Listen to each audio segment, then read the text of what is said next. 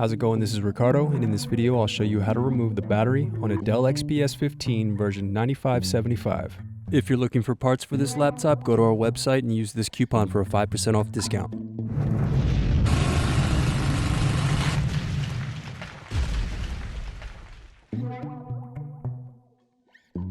First, unscrew and remove bottom base.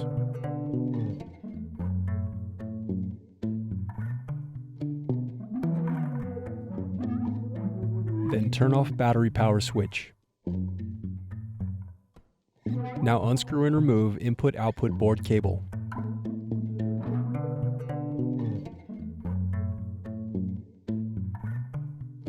Then remove input-output board interposers. Now unscrew and disconnect battery.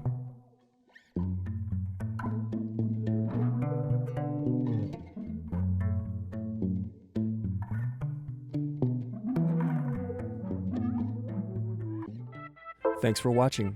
Don't forget to like and subscribe if you enjoyed this video. And if you need more, check out this playlist to watch other tutorials for your laptop. You can also click here to find parts for your laptop at partspeople.com.